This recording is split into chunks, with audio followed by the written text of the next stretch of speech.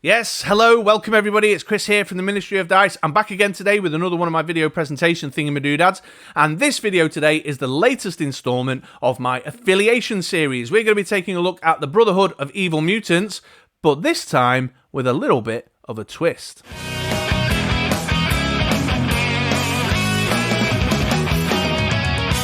Yes, that's right, folks. Thanks for sticking around. So we're going to take a look at the Brotherhood of Evil Mutants today.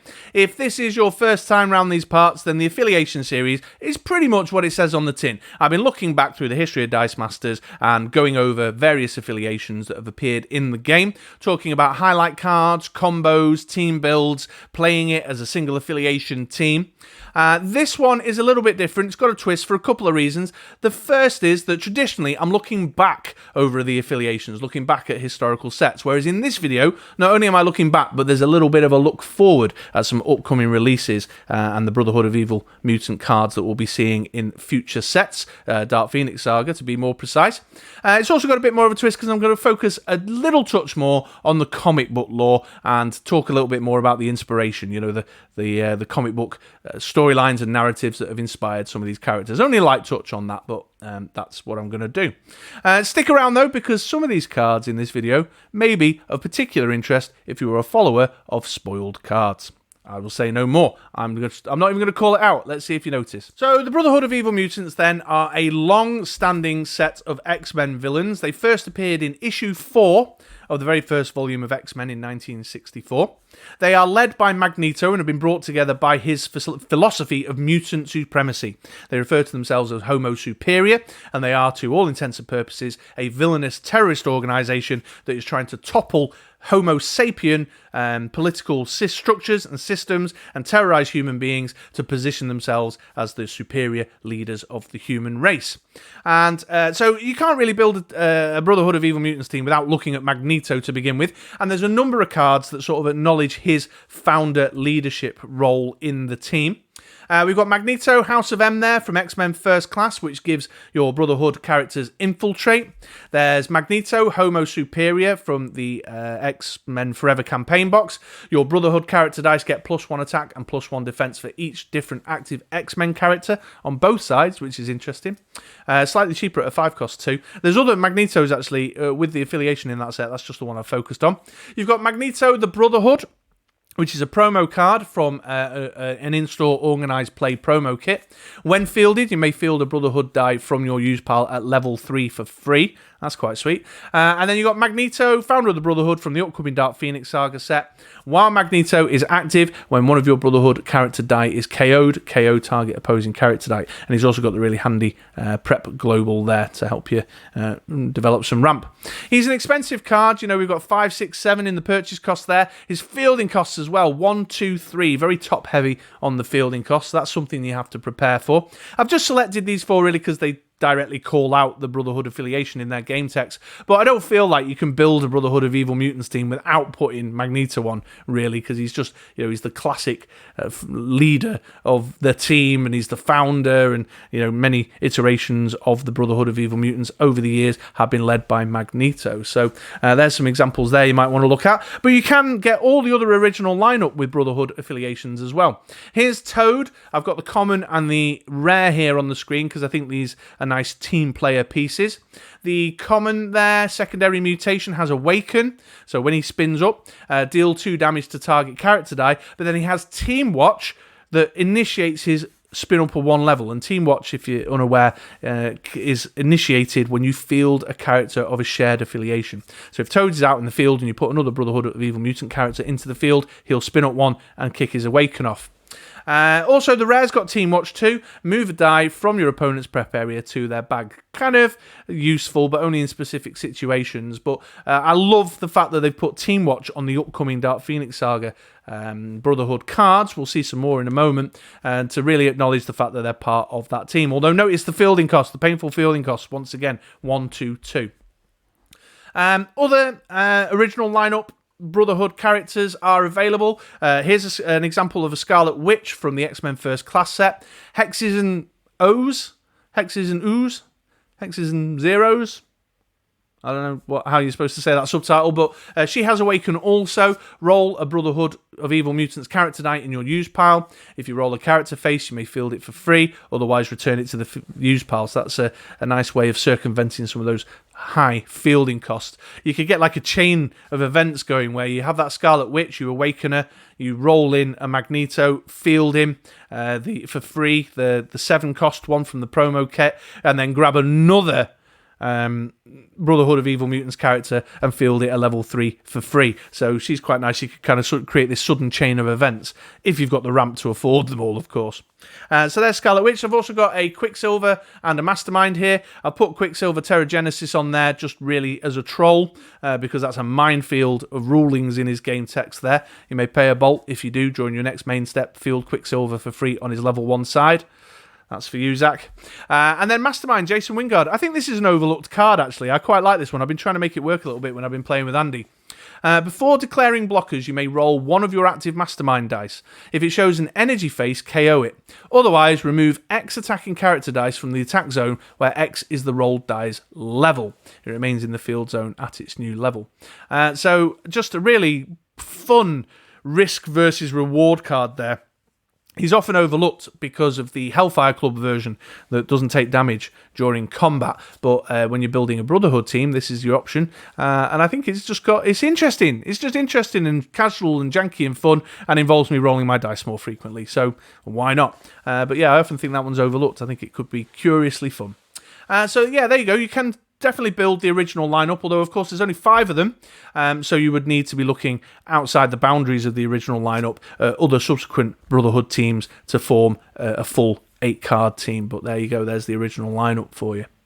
So subsequent to Magneto's initial lineup, there was a number of kind of B-list versions of the Brotherhood of Evil Mutants, not led by Magneto and kind of made up of more obscure, naughty X-Men villains. The next team of any real significance turned up in the late 70s and was prevalent through the late 70s, early 80s, which was a Mystique-led team. And they're probably most notable, I would say, for their appearance in the famous Days of Future Past storyline. Although this lineup lives very much in the hearts and minds of X-Men fans, certainly those who are children of the 90s, because this is the lineup that went under the banner Brotherhood of Evil Mutants in the X-Men animated series. So this team was led by Mystique and was made up of Blob, Avalanche, Pyro, Destiny, and for a short period Rogue before she defected over to the good guys and joined the X-Men team. And there's been a number of cards from this lineup that carry the Brotherhood of Evil Mutants affiliation. There certainly are some Mystiques coming up in the new Dark Phoenix Saga set that acknowledge her leadership role of the team at this time. Mystique Freedom Force, the uncommon, for example, while Mystique is active, reduce damage from opposing characters' abilities by 1. Great game text there on a 2 cost. In fact, Mystique's going to be a really tough one to make decisions around because there's lots of great game text in this one persona. And we know that game text is powerful. We've seen it used to great effect with Iron Fist and Black Widow in the past. But her secondary bit of game text there, when Mystique is KO'd, you may move a Brotherhood of Evil Mutants affiliation die with a purchase cost of 4 or more from your use pile to your prep area. So dragging them into the field there to back her up when she's in trouble. The rare also directly calls out the affiliation. While Mystique is active, Brotherhood of Evil Mutant character dice are free to field. Great solution for some of those heavy fielding costs we're seeing on some of the other cards already. And then she has Energize, where you may field a Brotherhood character die for free. That's when you roll her on double energy. And then the super rare, which is probably the most eye-catching of all from a kind of broad competitive meta point of view. Team Watch, spin target opposing character die to an energy face of your opponent's choice. So fantastic removal. You know, the more she gets backed up by her fellow teammates, the more damaging her kind of hidey, disguisey, sabotagey approach becomes. We're certainly going to see her appearing on just villain teams because she's got not just the Brotherhood affiliation but also the generic villain affiliation there. But if you're needing some removal for your Brotherhood of Evil Mutants theme team, then that could be a way to go. Although I would be a little bit challenged, really, picking one that would be good for a theme team because all 3 of those have got a part to play either as protection control, as ramp, or as removal, you know. So there you go. There's some cards coming up in the Dark Phoenix Saga set that acknowledge Mystique's leadership role within the team. The rest of the lineup are also present as well throughout the game, or perhaps a bit less kind of specifically speaking to the theme of their alignment. We've got Blob, for example, here. Appetite for Destruction carries the Brotherhood of Evil Mutants affiliation. When fielded, choose an opposing card, cancelling all previous choices. Your opponent may not purchase or field that card's dice until Blob leaves the field zone. Popular meta piece back in the day. Really strong piece of control there, especially because he's so hard to remove from the field with those defense stats. And, you know, ties into the theme of the Mystique lineup.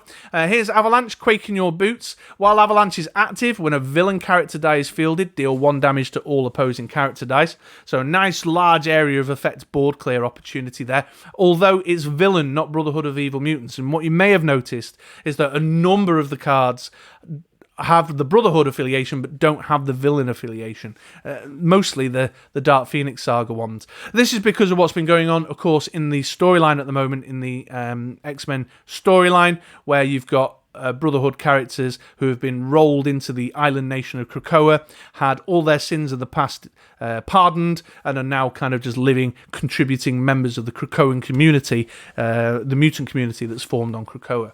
So an interesting one, Avalanche, but one where you'll have to keep an eye on kind of how your theme team is coming together there. And then you've got Pyro, Bonfire of Vanity. While Pyro is active, if you roll 2 or more bolts during your roll and reroll step, deal 2 damage to your opponent.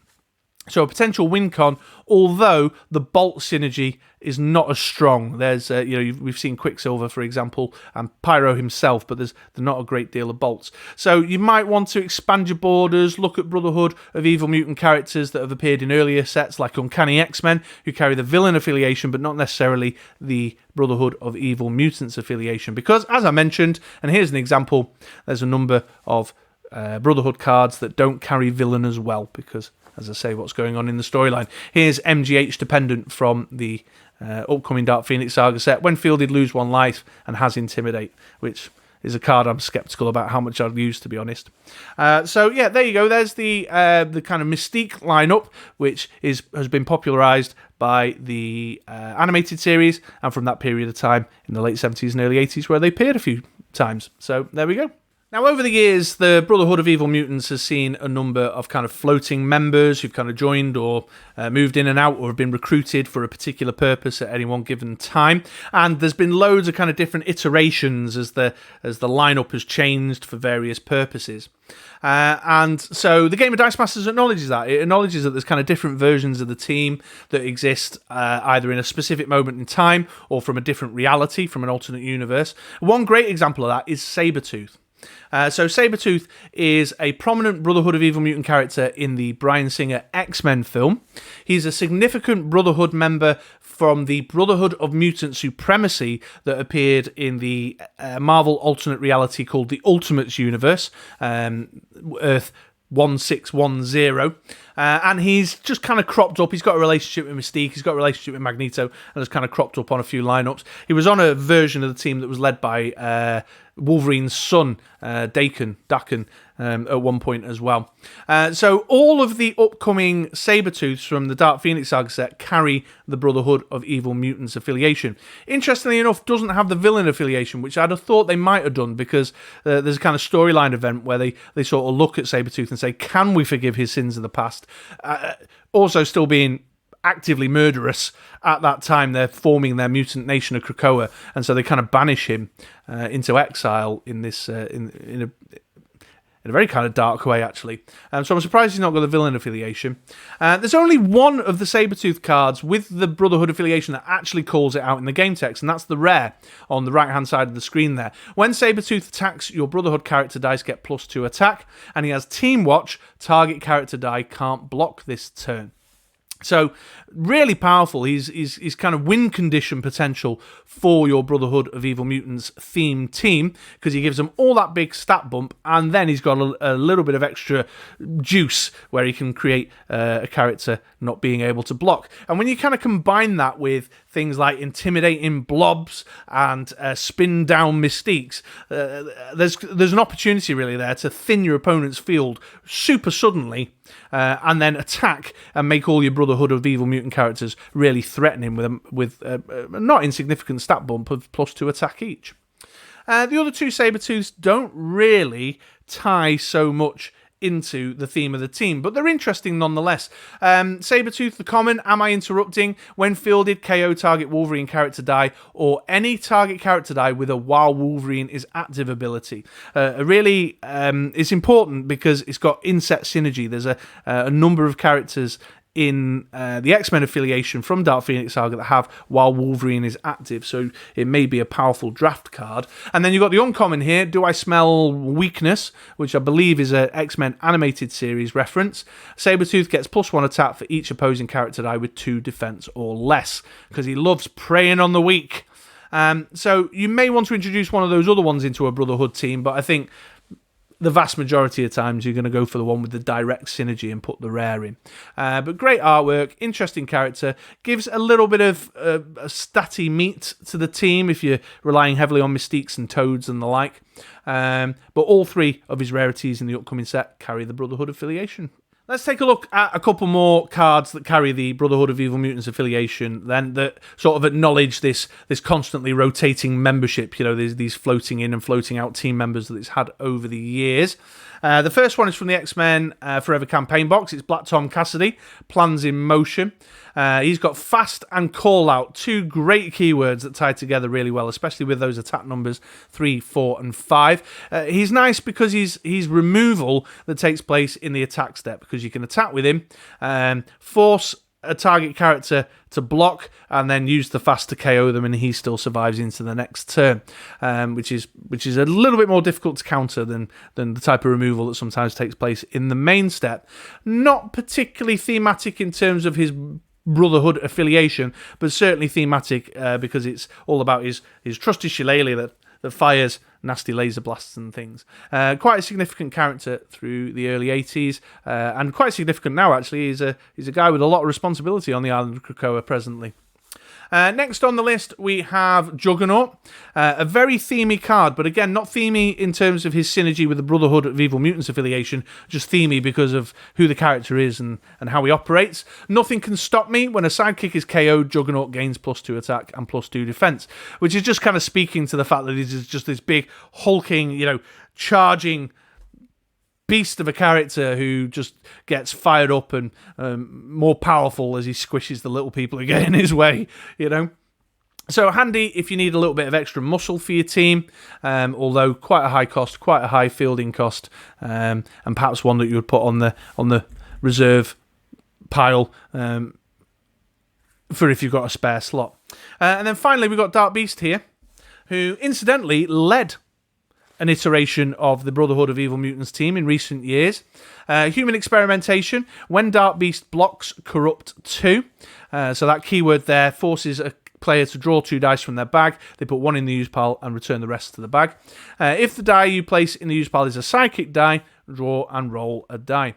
So a nice bit of ramp there, but it's actually a really thematic game text there, because the storyline, which got a bit convoluted, and I'm a bit lost in it, really. I can't fully remember how it resolved, but it involved Scott Summers, Cyclops' brother Havoc, and Dark Beast had brainwashed him and brought him into the fold and made him a member of his version of the Brotherhood of Evil Mutants. But then it turned out he wasn't brainwashed and that he was just play acting because he was undercover for Sword or something. I can't fully remember. It was a bit convoluted and I got lost in it. So someone let me know in the comments below how that actually resolved, because my memory's a bit hazy on that particular run of narrative. But the corrupt keyword is obviously then acknowledging the fact that he was brainwashing and corrupting Havoc, which is a nice little twist for fans of the comic books. Although it doesn't really, as a game text, acknowledge the fact that he was in a leadership position at that time. He was leading the Brotherhood of Evil Mutants. But still, increasing the card pool, giving more choices to flesh out the lineup. If you're going with one of the other kind of traditional Brotherhood of Evil Mutant lineups that are 5 or 6 characters apiece. Now then, there are 2 characters in the game of Dice Masters that carry the Brotherhood of Evil Mutant affiliation that kind of really shouldn't, because they weren't actually affiliated with the Brotherhood of Evil Mutants. These 2 characters are Deathstrike and Madeline Pryor, Lady Deathstrike and Madeline Pryor. As you can see, they're both carrying the Brotherhood of Evil Mutants affiliation, but they were actually a team in their own right called the Sisterhood of Evil Mutants. Madeline Pryor was the leader of said team, the Goblin Queen, as she's otherwise known.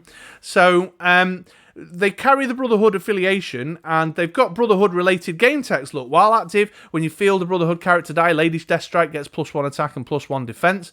And then Madeline Pryor, Sisterhood, there it is, it's in the subtitle. When one of your Brotherhood character dice is KO'd, beside Madeline Pryor, put a loyalty counter on her, so she gets bigger. She gets +1 attack and +1 defense when they're KO'd. So they've got these a lovely synergy with the other Brotherhood cards. They carry the affiliation. They could have a solid place on any themey team you're putting together, but as an elitist, as an elite purist, they shouldn't really have the Brotherhood of Affiliations. They should kind of have their own, because they were part of a different team that was called the Sisterhood of Evil Mutants, which I think is really interesting. But great to see yet more cards where the game text calls out the affiliation and supports the affiliation specifically. And I think that Madeline Pryor is interesting. I think she's going to see play, but more from the loyalty counter angle than maybe as a particular kind of cornerstone piece for a whole Brotherhood of Evil Mutants team. So there you go, the Sisterhood. That's interesting, isn't it? Well, there we go then, folks. That brings me to the end of my Brotherhood of Evil Mutants video. Did you spot the bonus spoilers, the previously unspoilt cards? Let me know in the comments below if you did. They'll be turning up on the BritRoller6.com unreleased set spoilers gallery in the next few days when I get a free minute to log in and upload them. That, incidentally, you can find in the header bar. If you go to unreleased set spoilers, you'll get a sub-menu with all the upcoming sets, and then if you go to the Dark Phoenix Saga one, that'll take you in, and then you can go and find the spoilers. Make a bit of a game of it. See if you can track down the ones that are previously unseen from this video there. I think, broadly speaking, the Brotherhood of Evil Mutants is starved of ramp. That's its main downfall. It's got lots of other beautiful things. It's got some capacity to win games. There's win conditions. It's got some nice control in there. It's got removal. There's some little kind of janky combos, so there's a bit of variety that you can play around with, but it struggles to ramp, is the main thing that I've observed there. So something to be thinking about if you're building specifically themed teams. But how much of a meta impact the new Brotherhood cards are going to have is yet to be seen, both as a theme team from the casual point of view, but also from the handful of cards in there that I think have got some kind of broader constructed meta relevancy. So let me know in the comments down below which ones have caught your eye, which Brotherhood of Evil Mutant cards you're looking forward to playing, and also is there any Brotherhood of Evil Mutants affiliated characters that I've not mentioned in the video that you feel like I should have done? Call me out for that too. In the meantime, I've been Chris. I'll catch you on a blog post over at BritRoller6.com, on the Ministry of Dice podcast, or around these parts on our YouTube channel sometime soon. Thanks for watching, folks.